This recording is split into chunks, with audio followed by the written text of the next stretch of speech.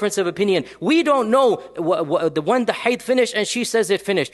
Based on all of this, the Sharia would rule. We take on face value. And even if a mistake occurred, this is not a criminal mistake. We would say, okay, re-perform the nikah and do the nikah properly. There's no criminality involved over here. And so without a doubt, when we find that there seems to be, Allah knows best, but there's clearly something strange when this issue has never been problematized in any other person in the entire country's history. And now for the first time, you find a prominent politician and you use something like this to jail this person and the person's spouse. Without a doubt, we say it appears that you're playing games with the Sharia and you're using the Sharia for your own personal vendettas. And we must point out, when you involve the Sharia, it's our right to speak out and defend the Sharia. Why? Because when you misuse the Sharia, when you abuse the Sharia, many things happen. First and foremost, you're making a mockery of Islam.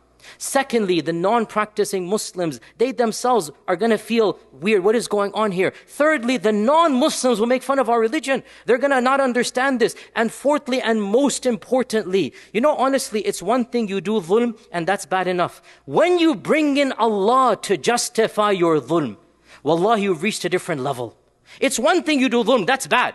It's one thing you're unjust, that's bad. When you quote Allah to justify the injustice, now you have reached a whole different level of dhulm. Because now the dhulm is not just between you and the person. Now you are justifying this dhulm in the name of Allah. And Allah subhanahu wa ta'ala explicitly says in the Quran, the biggest sins in the Quran, وَأَن تُشْرِكُوا بِاللَّهِ مَا لَمْ يُنَزِّلْ بِهِ سُلْطَانًا وَأَن تَقُولُوا عَلَى اللَّهِ مَا لَا تَعْلَمُونَ. The biggest sins are shirk, and then to speak about Allah with what you do not know. And Allah says in the Quran, وَلَا تَقُولُوا لِمَا تَصِفُ أَلْسِنَتُكُمُ الْكَذِبَ هَذَا حَلَالٌ وَهَذَا حَرَامٌ لِتَفْتَرُوا عَلَى اللَّهِ الْكَذِبَ. Do not falsely ascribe to Allah, this is halal and this is haram. This is iftira and slandering against Allah. And Allah says, those who